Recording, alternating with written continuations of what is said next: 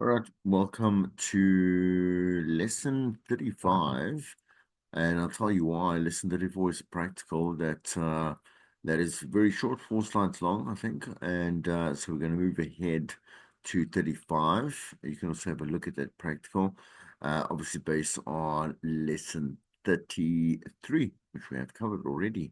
We're going to move over to 35 right now. It is storytelling, part one of three. And it's from Gillis' book, Beyond Powerful Radio, Becoming a Powerful Storyteller, page 193 to page 206. All right, I'm going to move swiftly. I'm not going to waste any time. Do hope that you're doing well and that yeah, your week is just going the way that you'd like it to go. All right. So there are some suggestions here to begin off your own, like I say, contextual understanding of storytelling.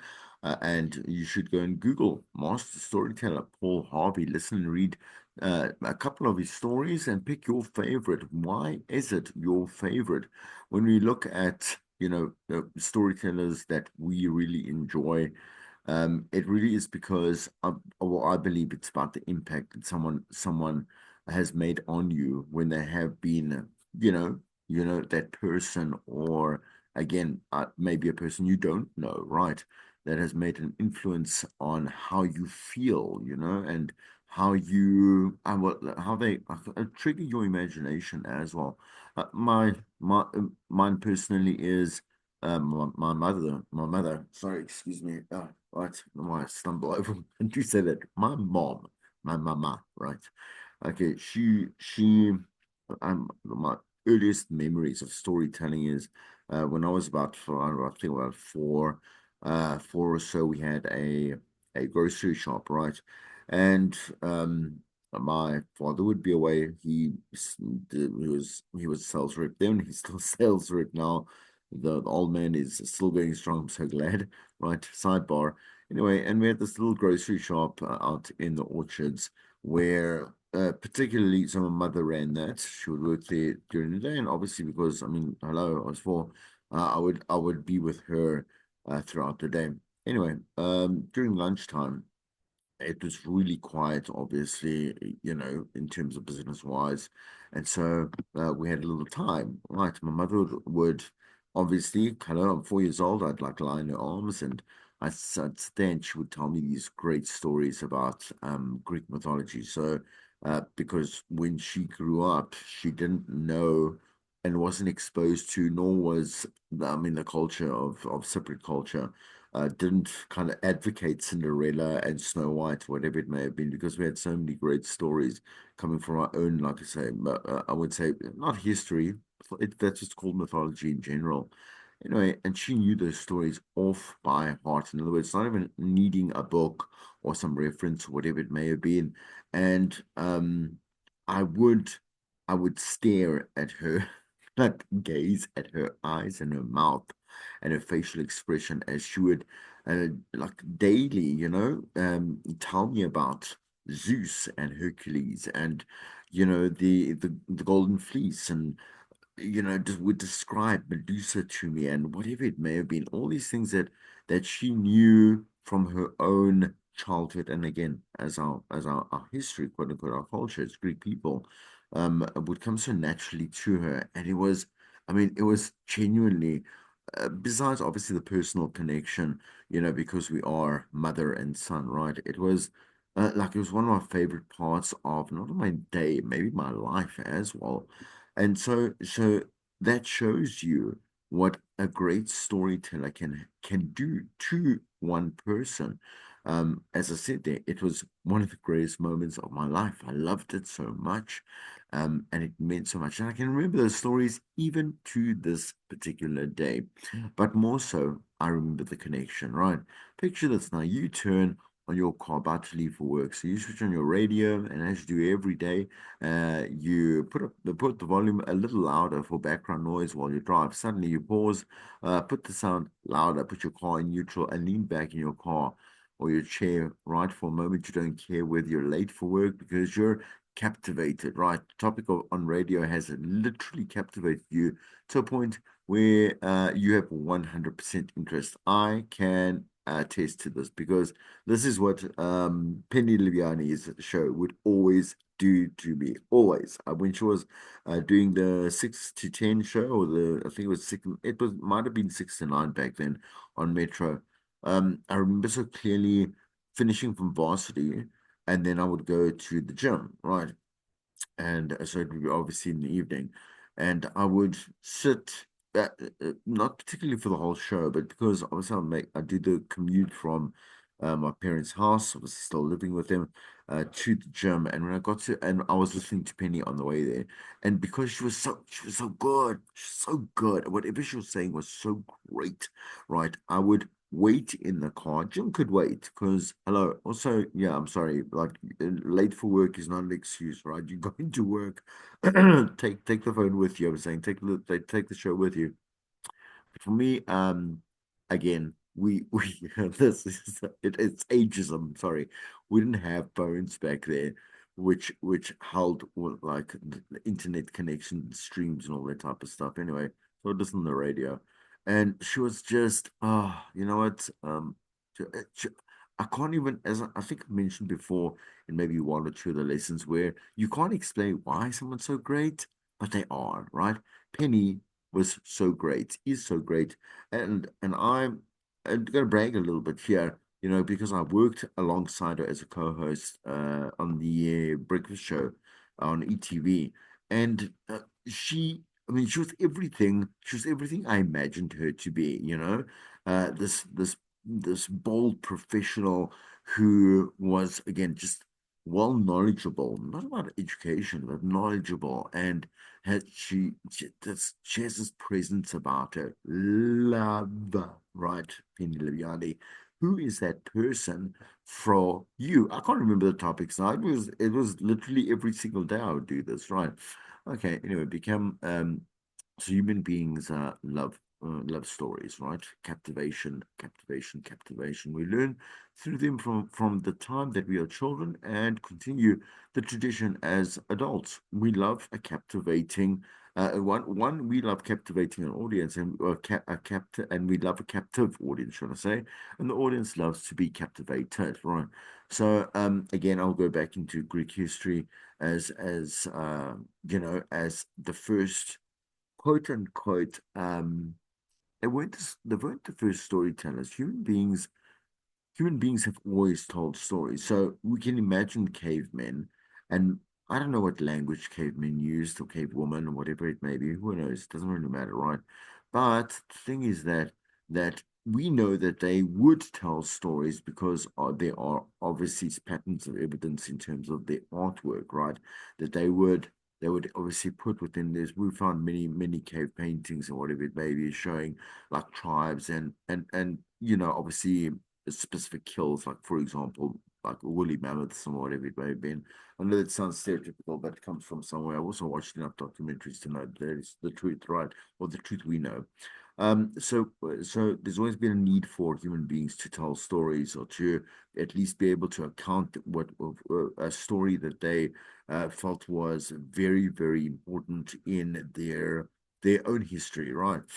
But with the Greeks themselves, they had at a certain point the Greeks were a great nation. So they were. We are no longer a great nation.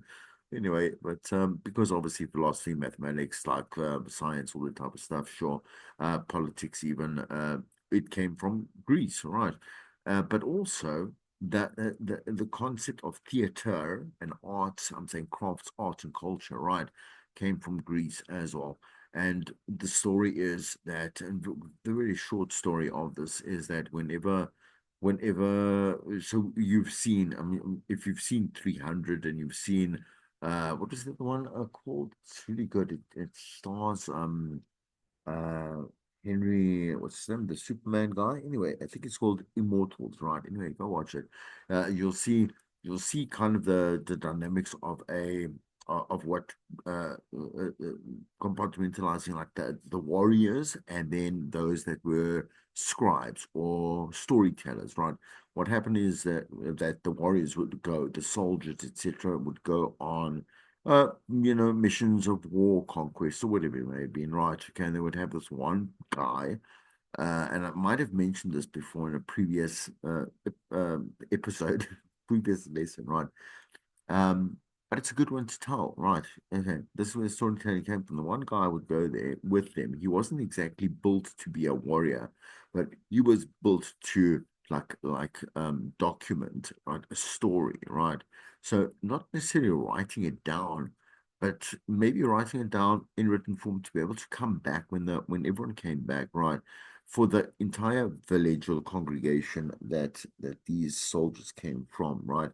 This man would then sit and everyone would gather around church so that he could regale the story. But like his talent was storytelling, but this extreme, very vibrant, very rich, almost as if you were there, right? And that obviously became a reason for the Greeks to create theater, so to be able to kind of mimic stories that were from real life, and then also create their own innovative, I'm saying so fictional stories uh, to act out, and so the art was actually born. Now, you're gonna say, well, I mean, obviously it might have happened somewhere else too. Obviously it must have because um we have again every culture around the world in ancient times, right? So we call it like really the early era of man, right?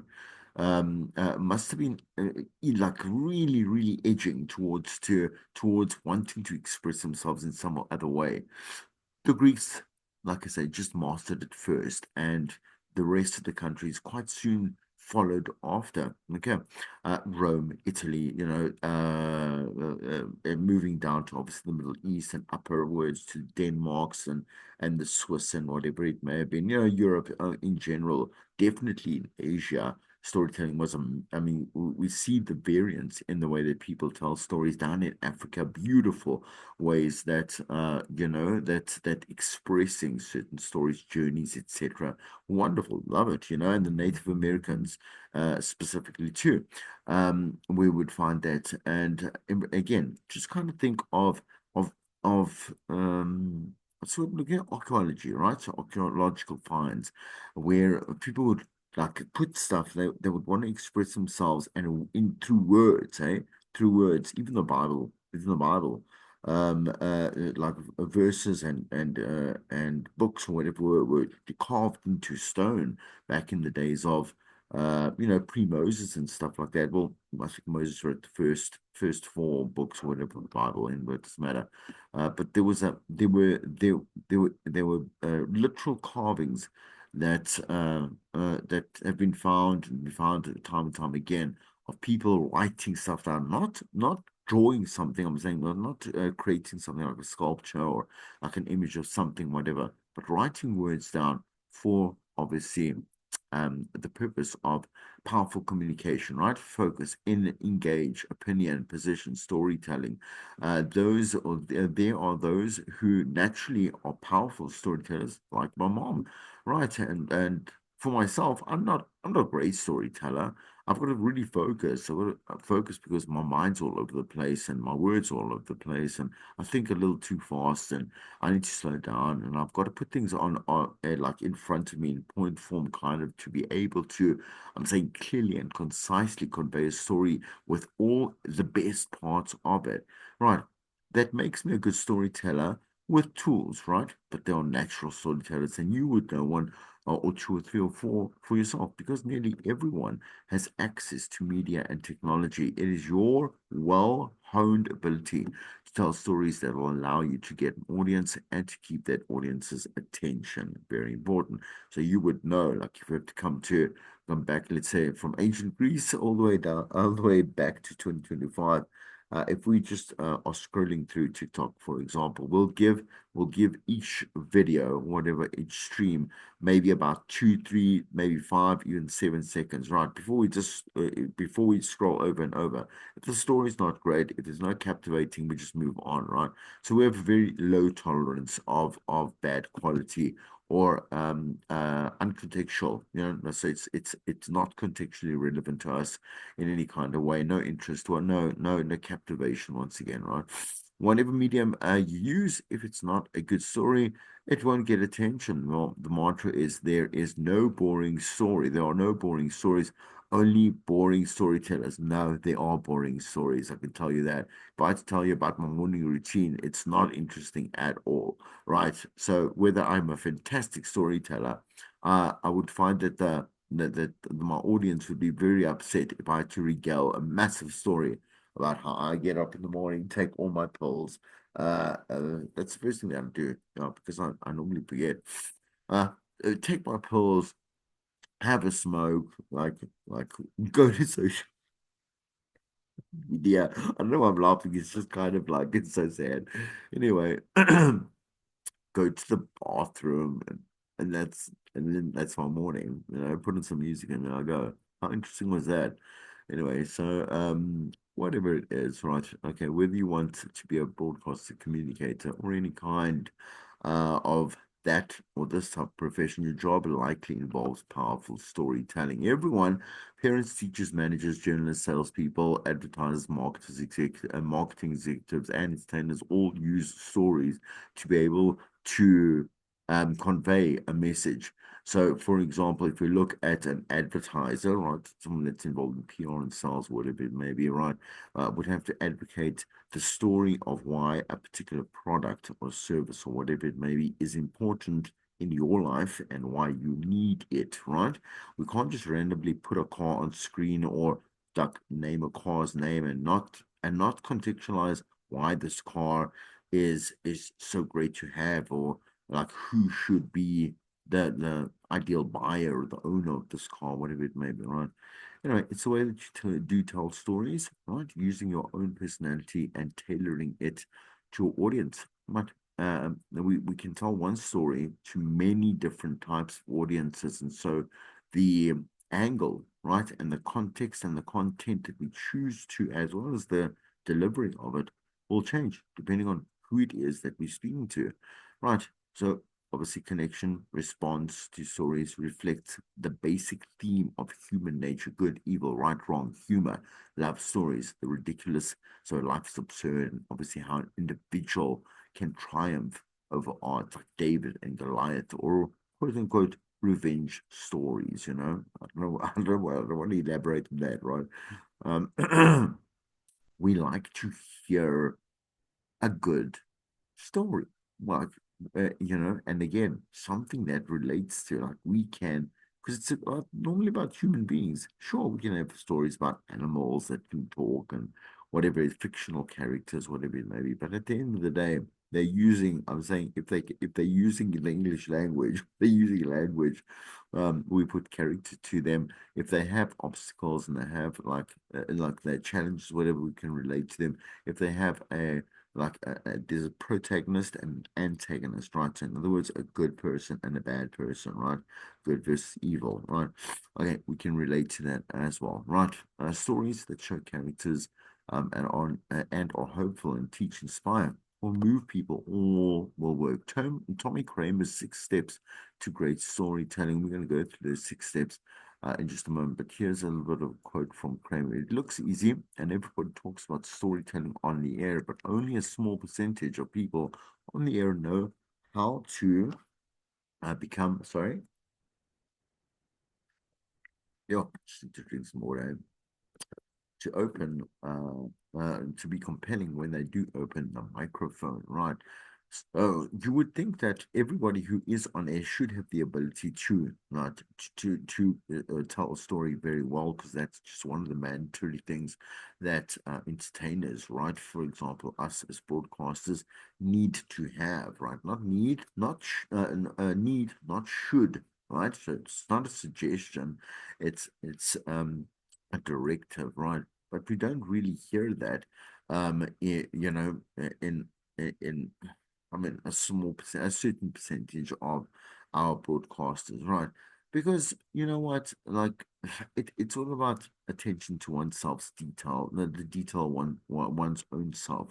Do I look at myself and listen to my own, like listen back to my show, um, listen to watch my reels or whatever it may be, plan it out, that type of stuff, and actually say, you know what, I could have done that better. Doesn't make any sense. It doesn't sound but even if I have a bit of a subjective opinion about, so in other words, my own bias, I just have to go to, let's say, a friend, a sister, colleague, whatever, and play it out for them and say, what do you think? Right. Okay. What do you think? Can you give me some, I'm saying consumer related tips or, or credit? So open up yourself to being able to grow. What makes the average person a poor storyteller is that there is no resolution, no real ending. It's just slowly grinds down to a halt. And it's so true. That's awful. It's awful when you hear someone begin a story and they just, what happens is they one, leave out parts of the story, so you're lost. And then two, they don't even have an ending to it. They just say, okay, that's it, and move on. Start actually when you are planning your story, right? In other words, your content, right? Start the ending so that you know where you are going to. Remember, the ending needs to be something that we haven't heard before. So many so-called stories on the radio start in the end the same way. That's no real destination to our journey. I'm going to explain this just kind of like informally, just a moment, right? If we know, like, so let's take when building content, right? We need to know what we want out of it first before we can actually start constructing a very clear and once again concise way with our beginning, our middle, specifically our middle part, second, and then our beginning to be able to kind of move, move with purpose, right? To be able to really push home that kind of like resolution, revolution, right? Consolidation, or whatever it may be at the end there as well. Okay, it really will help, and it does help. It does entirely to change the context and the content of what it is that you do put in your prep, right? The beginning comes next. Okay, in the prep process, I would start with the middle, right? Because that's where the core. I'm saying the beef, the majority of all your link, I'm saying, to your segment is going to be. And then I would start with the beginning. I'll tell you why, and you can take your own way, it's fine. Right. The beginning is about the hook and the crumbs and all that type of stuff, right? I can't create a hook and crumbs if I don't know where I'm going with that, which is why I would begin with the middle of the ending there. Just give me a second. I need to blow my nose. Give me a second. Sorry. Okay, all right, back. Right. So number two, put yourself last. So in other words, please, like this just in general, like why on earth would you go on air and service yourself first instead of the listener, right? So start with the subject, right? So open up the context. So the listener is included in your quote unquote story, right? Your segment, and then put it into context for the listener second, right? Then we're not saying don't include yourself. You have to include yourself because otherwise, why do we hire you? We can just hire anyone, right? You can even AI a storyteller from now on, right? But we need obviously you and your engagement, you and your immersion, you and whatever it is, to be in that process too. But you have to start at why. You have to open up a subject for a listener to follow along with you.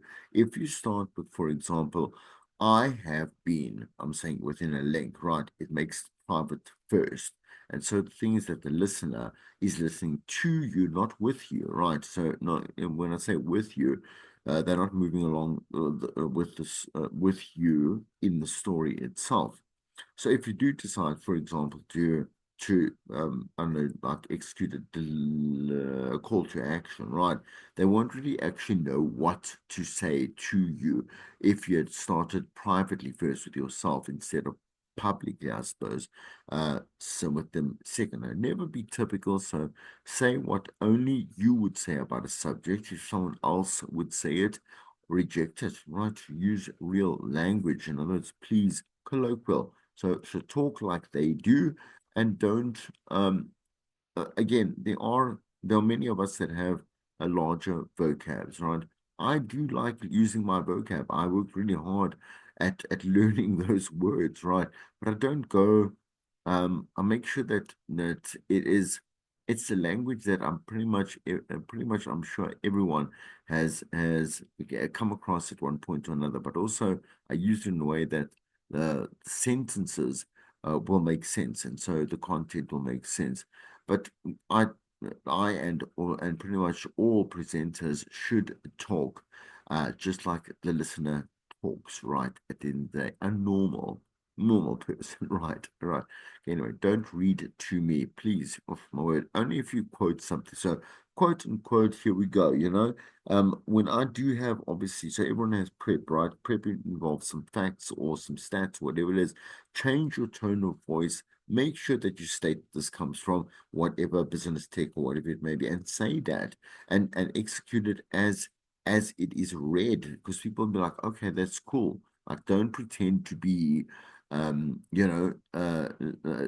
owner or the creator of something that you aren't, but do not at all read. I'm saying as you're executing a link, because you're looking, if you're kind of like picturing it, you're looking down and not looking at the listener, right? You're looking down at your paper or your prep or whatever it may be, and you're not looking at the listener by talking directly to the mic and to the person, right?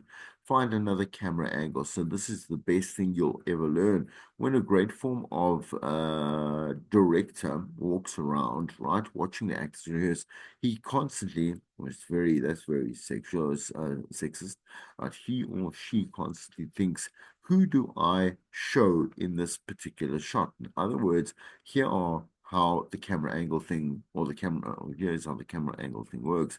Picture parade. Most people in radio describe things from the judge's booth, right? So watching floats go by and whatever it may be, it's very much an American English, that type of kind of a Western thing. We don't really have that type of thing where we might have a parade, don't really have it as something like a staple thing here in South Africa. Anyway, point is, I remember Jenny Chris Williams was telling me that she went to England, and when I think is it not Prince who's the older one? It's not Prince Harry, the other one, right? When he got married, she was sitting with the Queen. I mean, come on, Jenny, come on now. She was sitting with the Queen in a booth, and she was commentating on the parade. Obviously how the English do the entire massive thing, and all the English just come out, they love their monarchy, whatever it may be. William, there we are, Prince William, right? Anyway, okay, but yeah, but anyway, here we go. Picture that person. Picture Jenny Chris Williams. But what if you described it from the perspective on the float, the person on the float's perspective, right? Your description will be very different. One way also to think about is back then, that in that specific, I think it was that specific wedding, I'm saying royal wedding, uh, you should have seen well, how social media impacted your experience of watching the royal wedding. Because if you went on Twitter, as it was named back then, right, and you just obviously followed the hashtag, let's say royal wedding, right, you would see like this very multi-dimensional experience of this particular royal wedding. Instead of just seeing it from one camera angle, two camera angles, whatever it is, you would now start seeing it from every single person that was at the parade and taking pictures and commenting on and whatever it may have been. It was really quite amazing, right? So you really got this immersive experience. Anyway, using different vantage points, each different vantage point gives you a completely different view of the same event. The better and more adept, right? Okay, you become, right? at seeing different camera angles, so different angles in a story, the more interesting and engaging that story is going to be. So just mentally putting yourselves in someone else's shoes, so empathy, right, and describing how it looks from their point of view is going to obviously add uh, of the foundation that you actually do need in great storytelling, right? Okay, there's at least one major way in which storytelling, in which a storytelling, a major way, at least one major way in which storytelling to a radio, TV, podcast, or internet audience differs from the kind of storytelling you might be telling everyone around the dinner table. One, um, it's no one's really going to leave because you're boring. They probably tell you, listen, yeah, you stop with the story is so boring, right? But they won't leave, right? For hours, they will leave immediately, right? They'll stop playing the podcast. They'll just switch off to another channel, whatever it may be, right? So you have to know that to second by moment, not only second by second, moment by moment, you have to make sure that your story is well orchestrated to, again, retain someone's attention, right? If you are telling a story outside of breaking news, it's necessary to immediately engage and captivate your audience because this is, mm, okay, this is not something that, so breaking news, someone will turn up the radio volume, right? What? Or they literally actively listen to, because the thing is, something very important is happening. And so it's labeled as that. We need to try and do the same thing with everything else. Okay.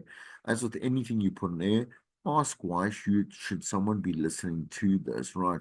And as you create your content, make sure that you're fulfilling the correct answer to that particular question, right? Give the reason someone should listen to your story before you do anything else. Here's an example, right? If you ever wondered whether you're really alone in the dressing room when you try on clothes, you want to know about the security guard who's going to jail today. What? That's so that's that's so silly. Let me say, I'm gonna read it again. If maybe I read that out incorrectly. If you ever wondered whether you're really alone in the dressing room when you try on clothes, you want to know about the security guard who's going to jail today. That doesn't make any sense to me. Okay, anyway, how do you find the reason before any story goes to air? Take it apart, right? Look at the facts and try to see it from all angles. Who are the players involved? Please, I don't know. Like, what make more sense to me is because when I started reading this, I was like, what day we all of us think that, and I think, do they have cameras in the dressing rooms? That's not allowed. That's not allowed. It's like putting cameras in toilets. You're not allowed doing that. It's completely illegal.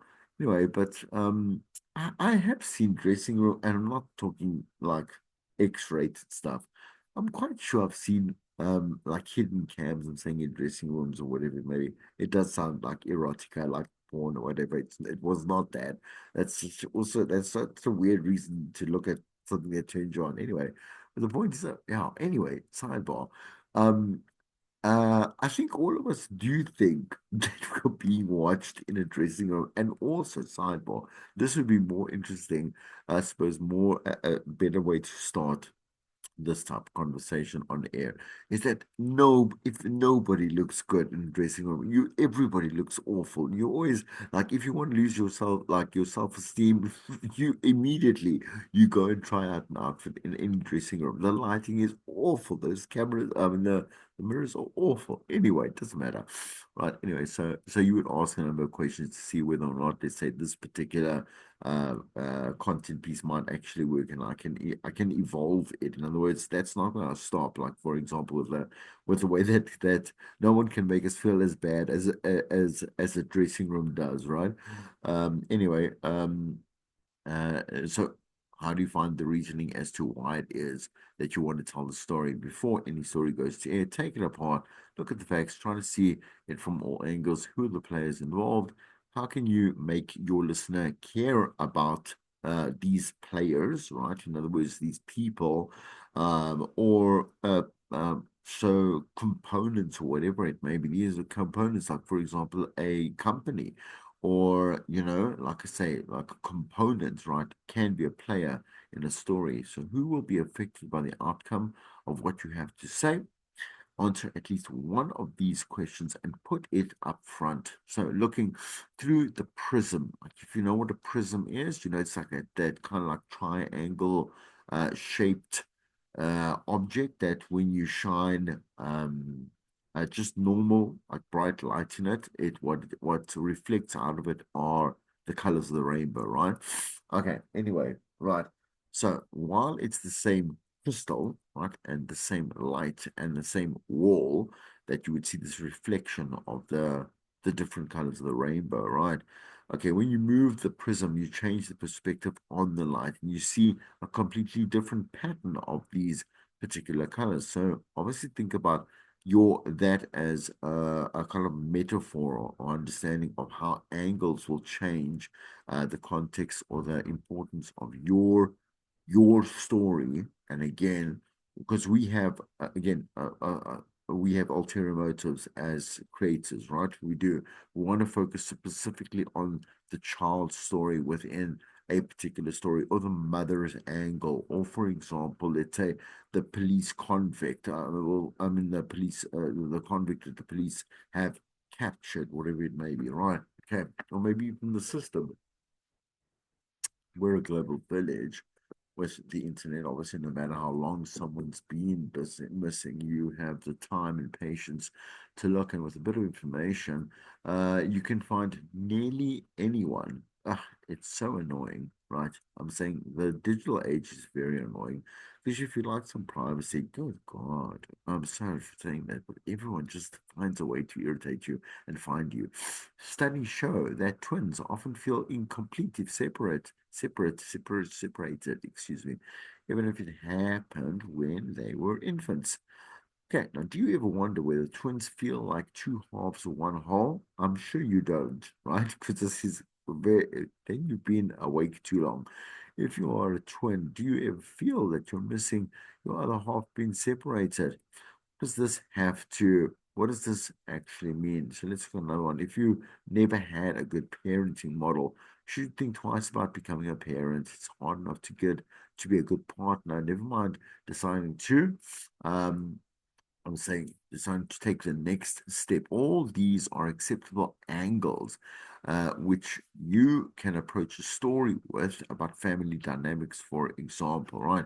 So use the prism to move forward in what it is that you would like to say. The angles are super important in being able to find a unique way to present something that it has been said by many people at the very same time, same day, for example, same week, in many different places, right? Angles, right? So where do stories come from? It's a popular belief that everyone has at least one good story to tell. Unfortunately, having a good story solves only part of the challenge. That's why storytelling is a skill. Tell the truth, make it better, and never be boring, right? To accomplish this, right, there are three more skills to practice. If you can learn to speak visually, right?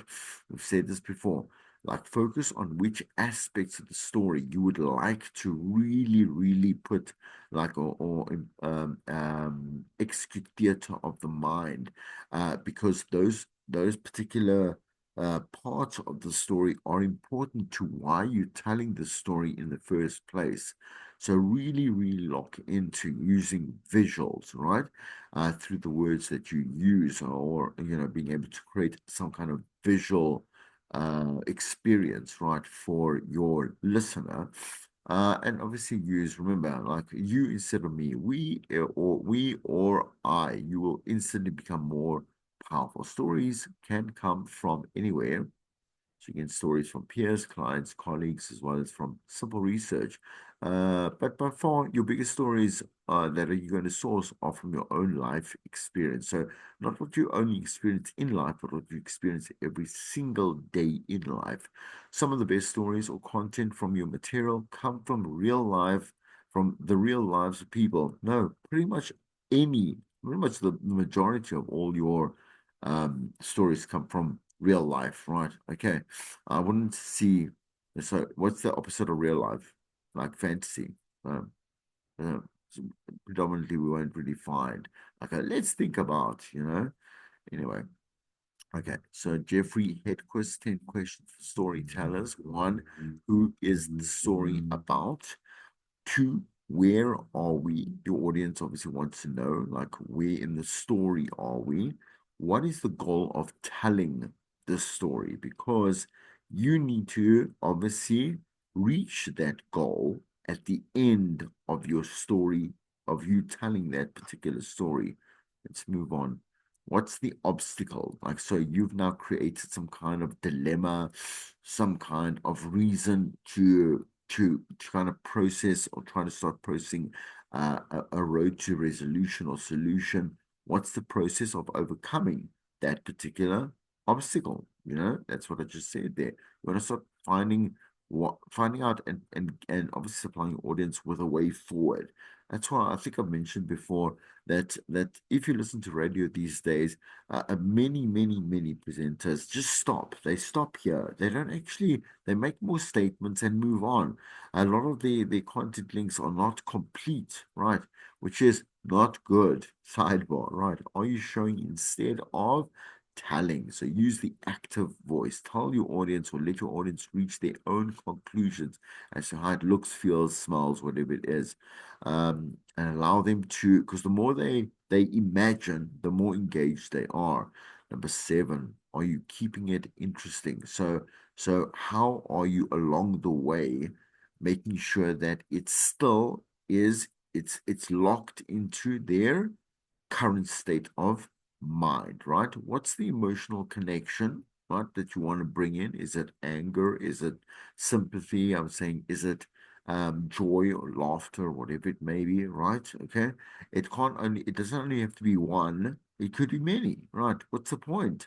Is there an aha moment that allows your audience to be like, okay, I now get why like this works this way or that works this way or this person is the way they are or right. Number 10, is there a clear call to action? Have we told them please to call us, send us a voice note, go out there and apply what we have covered in their own lives? Storytelling does not require great windows of time, doesn't. Commercials are some of the shortest forms of storytelling, so you can probably recall at least one 60-second spot that takes you 2 minutes to describe. Why is that? Because because writing short is almost always harder than writing a long story. That's true for the news, ads, and for features, right? But if you can take someone on a complete journey 30 to 60 seconds, right, you can definitely obviously like use that in a highly skilled trained storytelling approach, right? So Jeffrey Hedquist suggests you examine every part of your station for places where storytelling could make a real difference in your listener's life. And how many areas are you using stories? Of course, right? Everywhere, ideally, within our craft, right? Of course, these techniques apply in the obvious places, different to sound engineers, different to content creators, I'm saying content users, different to the presenter, right? Different to sales, ads, PR, whatever it may be, right? Okay. And that is how we're going to end today's or this particular lesson. Hope you enjoyed it. Hope you learned something.